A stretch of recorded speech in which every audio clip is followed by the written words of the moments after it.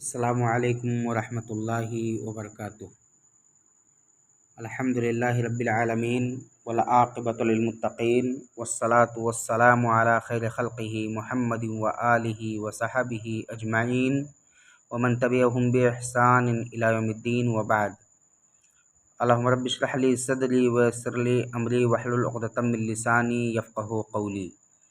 اللہم رب زدنا علما، اللہم یسر لنا ولا تعسر علینا، آمین۔ محترم حاضرین نماز، اسلامی بھائیوں، عزیز بچوں، توحید الوہیت جس کا معنی عبادت ہے کہ ایک اللہ رب العالمین کو خاص کر کے اسی کی عبادت کی جائے اور اس کی عبادت میں کسی چیز کو شریک نہ ٹھہرایا جائے۔ عبادت کا ضابطہ یہ بتلایا گیا کہ اللہ رب العالمین نے ہم کو اور آپ کو پیدا کیا ہے اخلاص کے ساتھ، اس اللہ رب العالمین کی رضا چاہتے ہوئے اسی کے لیے عبادت کی جائے، اور عبادت میں جو طریقہ اپنانا ہے وہ نبی پاک صلی اللہ علیہ وسلم کا طریقہ اپنانا ہے۔ یعنی نبی پاک صلی اللہ علیہ وسلم نے جو عبادت جس طرح سے کرنے کے لیے کہا ہے اس کو بعین ہی اسی طرح سے کیا جائے۔ عبادت کے تعلق سے بہت ساری باتیں اور اس کی بہت ساری قسموں کا تذکرہ کر دیا گیا ہے۔ یہاں عبادت میں سے ایک اہم قسم الاستعانہ ہے، مدد طلب کرنے کے تعلق سے۔ استعانہ کا مطلب یہ ہوتا ہے کہ طلب العون من اللہ فی تحقیق امور الدین والدنیا، کہ دین و دنیا کے معاملات میں اللہ رب العالمین سے مدد طلب کرنا۔ جیسے کہ ایک بندہ، اللہ رب العالمین کا فرمان ہے ایاک نعبد و ایاک نستعین، ایک بندہ کہتا ہے کہ اے اللہ رب العالمین ہم تیری ہی عبادت کرتے ہیں اور تجھ سے ہی مدد چاہتے ہیں، دین و دنیا کی بھلائی تجھ سے چاہتے ہیں۔ اور اللہ کے رسول صلی اللہ علیہ وسلم نے فرمایا عبداللہ ابن عباس رضی اللہ تعالیٰ عنہ کی وصیت میں کہ اذ استعنت فاستعن باللہ، اے عبداللہ ابن عباس اگر آپ کو کسی مسئلے میں مدد کی ضرورت پڑ جائے تو آپ صرف اور صرف اللہ رب العالمین سے مدد طلب کریں، اللہ کے علاوہ سے مدد نہ طلب کریں۔ دین و دنیا کی بھلائی اسی کے ہاتھ میں ہے، وہی عطا کر سکتا ہے، کوئی دوسری ذات عطا نہیں کر سکتا ہے۔ تو یہ الاستعانہ ہے۔ ایک اور قسم الاستعاذہ ہے، وہی طلب العیاذۃ والحمایۃ من المکروہ، کہ اللہ رب العالمین نے کچھ چیزوں کو حلال کیا ہے، کچھ چیزوں کو حرام کیا ہے، اور کچھ چیزیں مکروہات میں سے ہیں، ناپسند ہے شریعت کے اندر، اس کو ناپسند کیا گیا ہے۔ تو ناپسندیدہ چیزوں سے پناہ مانگنا اور اللہ رب العالمین سے حمایت طلب کرنا۔ اللہ رب العالمین نے فرمایا قل اعوذ برب الفلق من شر ما خلق ومن شر غاسق اذا وقب ومن شر النفاثات فی العقد ومن شر حاسد اذا حسد۔ یہ ایک سورت ہے سورۃ الفلق کے نام سے۔ یہاں اس میں اللہ رب العالمین نے فرمایا کہ اے نبی کہہ دیجئے کہ میں صبح کے رب کی پناہ میں آتا ہوں۔ یعنی فلق کا جو لفظ یہاں استعمال ہوا ہے، راجح معنی کے مطابق یہ صبح کے معنی میں مستعمل ہے۔ صبح کی تخصیص اس لیے کی ہے کہ جس طرح سے اللہ تعالیٰ رات کا اندھیرا ختم کر کے دن کی روشنی لا سکتا ہے، وہ اللہ اسی طرح خوف اور دہشت کو دور کر کے پناہ مانگنے والے کو امن بھی دے سکتا ہے۔ یا انسان جس طرح رات کو اس بات کا منتظر ہوتا ہے کہ صبح روشنی ہو جائے گی، اسی طرح خوف زدہ آدمی پناہ کے ذریعے سے صبح کامیابی کے طلوع کا امیدوار ہوتا ہے۔ اس کی یہ توضیح علامہ شوکانی رحمۃ اللہ علیہ نے فتح القدیر میں بیان کیا ہے۔ آگے اللہ رب العالمین نے جو فرمایا ہے من شر ما خلق، کہ ہر اس چیز کے شر سے جو اس نے پیدا کی ہے، اے اللہ جو تو نے پیدا کی ہے، اے اللہ رب العالمین میں تیرے پناہ میں آتا ہوں۔ یہاں یہ ہر وہ شر کا معاملہ ہے، ہر اس چیز کے شر سے، تو یہ عام ہے، اس میں شیطان اور اس کی ذریت، جہنم اور ہر اس چیز سے پناہ ہے جس سے انسان کو نقصان پہنچ سکتا ہے۔ باقی تمام چیزیں موجود ہیں اس آیت کی تفسیر میں۔ ایسے ہی آگے اللہ رب العالمین نے فرمایا ایک دوسری صورت میں کہ قل اعوذ برب الناس ملک الناس الہ الناس من شر الوسواس الخناس۔ یہاں اللہ رب العالمین یہ کہتا ہے کہ اے نبی آپ کہہ دیجئے میں لوگوں کے پروردگار کی پناہ میں آتا ہوں، میں لوگوں کے رب کی پناہ میں آتا ہوں۔ ملک الناس جس کا معاملہ کیا ہے، لوگوں کا وہ مالک ہے، لوگوں کے مالک کی میں پناہ میں آتا ہوں۔ یہاں ایک چیز غور کرنے کی ہے، قل اعوذ برب الناس، رب کا یہ لفظ یہاں مستعمل ہے، یعنی رب کا معاملہ یہ ہے کہ جو ابتدا سے ہی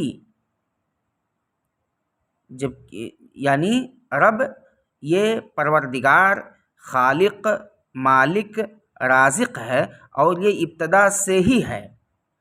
جبکہ انسان ابھی ماں کے پیٹ میں ہوتا ہے، اس کی تدبیر اور اصلاح کرتا ہے حتیٰ کہ وہ بالغ عاقل ہو جاتا ہے، پھر وہ تدبیر چند مخصوص افراد کے لیے نہیں بلکہ تمام انسانوں کے لیے کرتا ہے، اور تمام انسانوں کے لیے ہی نہیں بلکہ اپنی تمام مخلوقات کے لیے کرتا ہے۔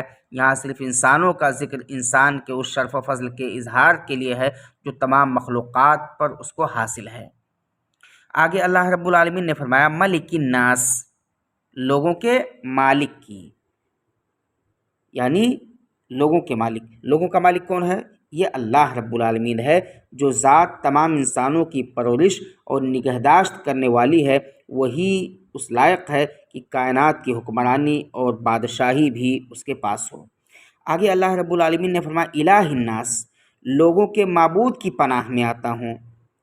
یہاں اس کا مطلب یہ ہے کہ اور جو کائنات کا خالق ہے، پوری کائنات پر اسی کی بادشاہی ہو، وہی ذات اس بات کی مستحق ہے کہ اس کی عبادت کی جائے اور وہی تمام لوگوں کا معبود ہے۔ چنانچہ میں اسی عظیم اور برتر ہستی کی پناہ حاصل کرتا ہوں۔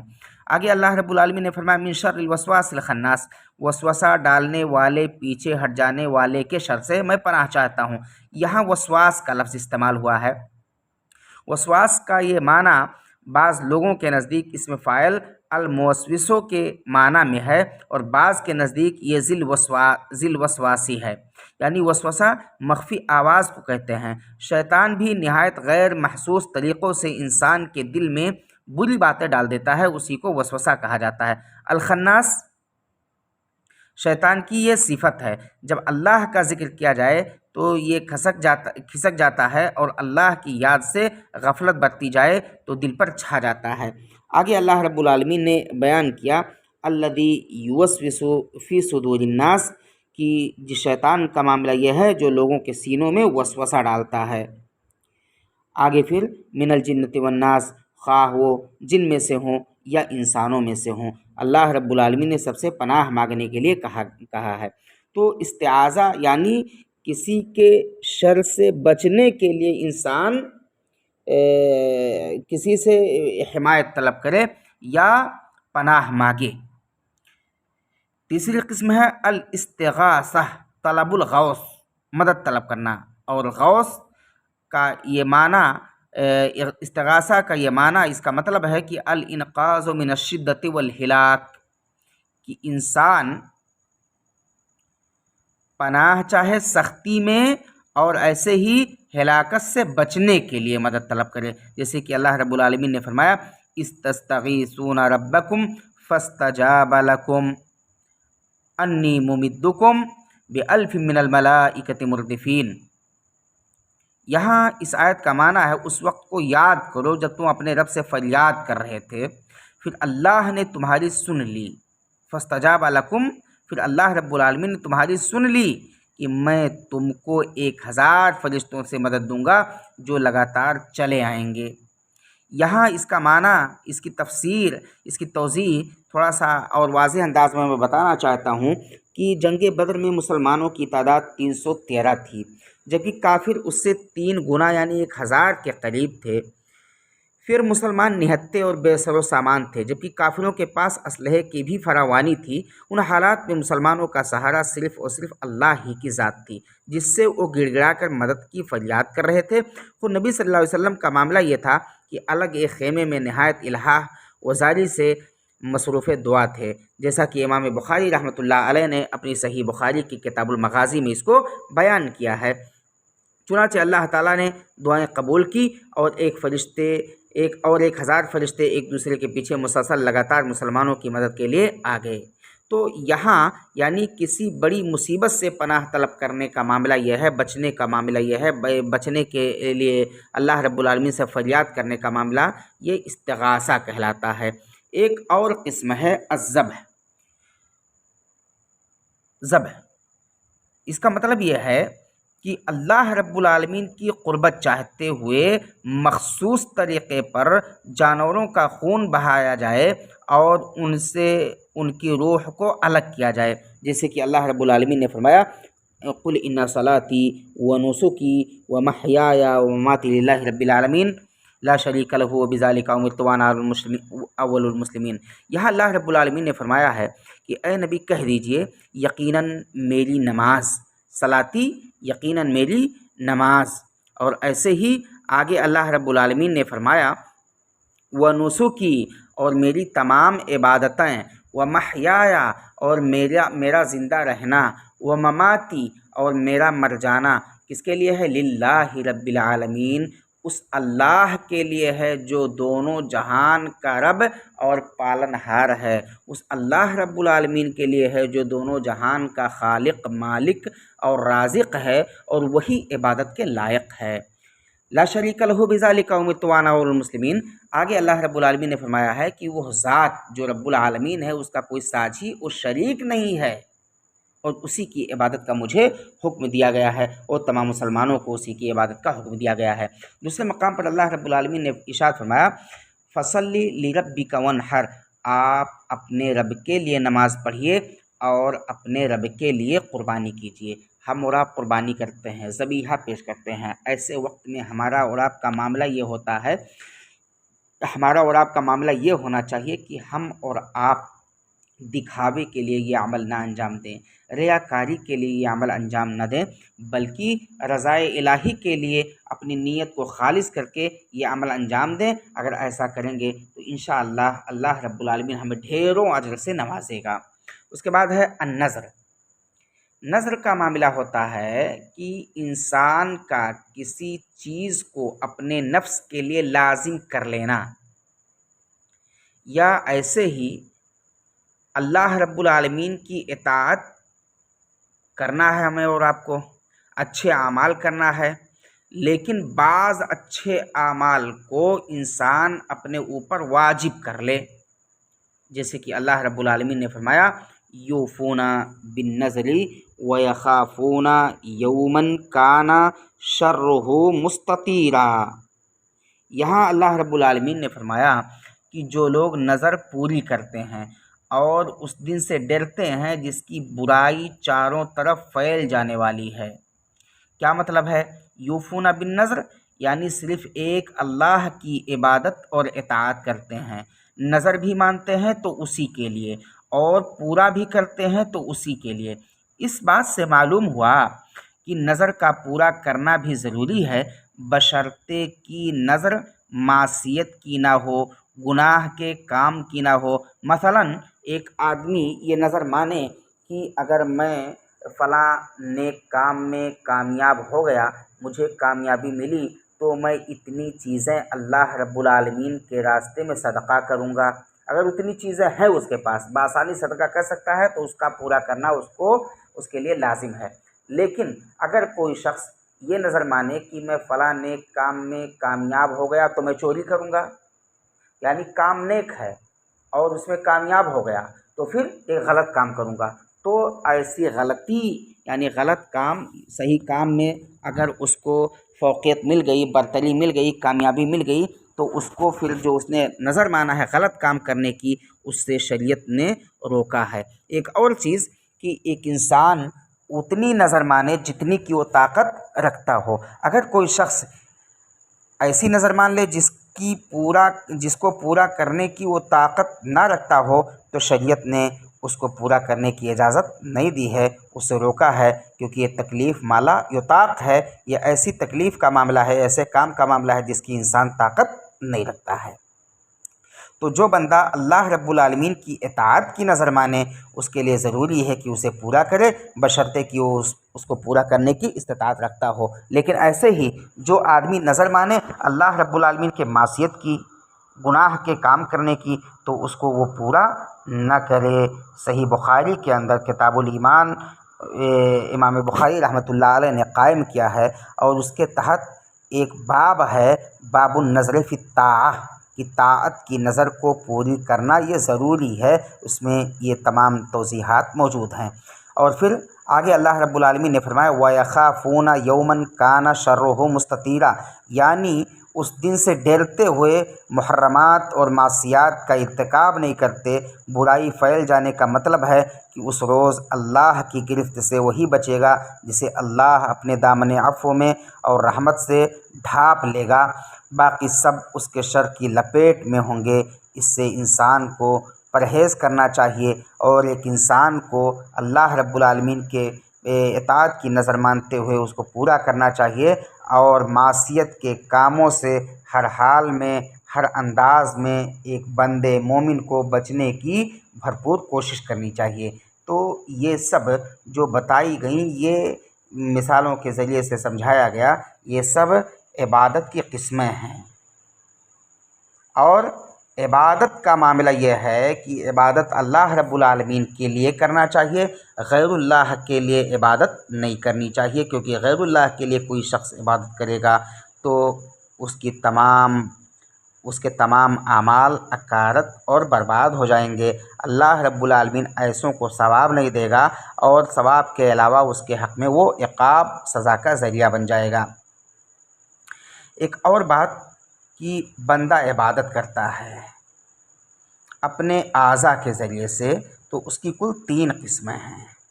پہلی قسم ہے عبادات القلب، دل کی عبادت، دل کے ذریعے سے عبادت، جیسے محبت ہے، اللہ رب العالمین سے محبت کرنا، اللہ کے رسول سے محبت کرنا، صحابہ کرام سے محبت کرنا، بھلائی سے محبت کرنا، بھلے لوگوں سے محبت کرنا۔ ایک اور چیز ہے خوف، یعنی اللہ رب العالمین کے عذاب سے ڈرنا، عقاب سے ڈرنا، سزا سے ڈرنا، اور اللہ رب العالمین سے ہر چیز طلب کرنا، اور اللہ رب العالمین کے علاوہ کسی اور سے خوف نہ کھانا۔ ایسے ہی رجا کا معاملہ ہے، امید لگانا اللہ رب العالمین سے، اللہ رب العالمین کی رحمت کو تلاشنا۔ انابت کا معاملہ ہے کہ توبہ کی ضرورت اگر پڑ جائے تو ایک انسان یکسو ہو کر کے اللہ رب العالمین سے توبہ کرے۔ خشیت اللہ رب العالمین سے مزید ڈرنے کا معاملہ ہے، اور رغبت اور رہبت کا بھی معاملہ ہے کہ اللہ رب العالمین کو چاہا جائے، اللہ رب العالمین پر بھروسہ کیا جائے۔ اور اس کے علاوہ اور بھی عبادتیں ہیں جو انسان دل کے ذریعے سے کرتا ہے، جو دیکھی نہیں جاتی ہیں، محسوس کی جاتی ہیں۔ اور ایسے ہی جب وہ بندہ اللہ رب العالمین کی عبادت میں منہمک ہوتا ہے تو اس کو دیکھا بھی جا سکتا ہے، کیونکہ محبت کا معاملہ جب اللہ رب العالمین سے ٹوٹ کر کے ایک بندہ محبت کرے گا تو اللہ رب العالمین ہی کے گن گائے گا، اور اللہ رب العالمین نے جن کاموں کے کرنے کا حکم دیا ہے وہی کرے گا، اس کے علاوہ اور کچھ نہیں کرے گا۔ باقی تمام چیزیں اسی پر قیاس کر سکتے ہیں۔ دوسری قسم عبادت اللسان، زبان کے ذریعے سے عبادت، جیسے اللہ رب العالمین کی تحمید کرنا، اللہ رب العالمین کے حمد کو بیان کرنا، اللہ رب العالمین کی تعریف کرنا، اللہ رب العالمین کے اوصاف کو بیان کرنا، اللہ رب العالمین کے کمالات کو بیان کرنا۔ ایسے ہی تحلیل ہے، تسبیح ہے، استغفار ہے، تلاوت القرآن ہے، دعا ہے کہ قرآن کی تلاوت کرنا، اللہ رب العالمین سے دعا کرنا، استغفار کرنا، اللہ رب العالمین کی تسبیح و تحلیل کو بیان کرنا وغیرہ، یہ سب زبان کے ذریعے سے ہیں۔ ایسے ایک تیسری قسم ہے عبادت الجوارح، انسان اپنے تمام اعضاء و جوارح کے ذریعے سے عبادت کرے، جیسے نماز کا معاملہ ہے کہ نماز میں ایک انسان وضو کرتا ہے، اللہ اکبر کہہ کر کے تکبیر تحریمہ کر کے اپنے ہاتھوں کو باندھتا ہے، پھر رکوع کرتا ہے، پھر سجدہ کرتا ہے وغیرہ وغیرہ۔ پھر ایسے ہی صیام کا معاملہ ہے، روزے رکھنے کا معاملہ ہے، زکوٰۃ کا معاملہ ہے، حج کا معاملہ ہے، صدقہ کا معاملہ ہے، اور جہاد کا معاملہ ہے۔ تو یہ ساری عبادتیں عبادت الجوارح میں اعضاء و جوارح کے ذریعے سے ایک بندہ کرتا ہے۔ یعنی اعضاء کے ذریعے سے جو عبادت کی جاتی ہے اس کی کل 3 قسمیں ہیں۔ دل کے ذریعے سے عبادت کرنا، زبان کے ذریعے سے عبادت کرنا، اور انسان اپنے دیگر اعضاء کے ذریعے سے انسان کا اپنے دیگر اعضاء کے ذریعے سے عبادت کرنا۔ تو یہ سب عبادت ہیں۔ ایک بندے کو، مومن کو اللہ رب العالمین کی عبادت کرنی چاہیے، جو ہمیں اور آپ کو واضح طور پر ہمارے سامنے آیا، اور اللہ رب العالمین کے علاوہ کسی اور کی عبادت نہیں کرنی چاہیے۔ اللہ رب العالمین سے اپنا لو لگانا چاہیے، اللہ رب العالمین کے علاوہ کسی اور سے اپنا لو کو نہیں لگانا چاہیے۔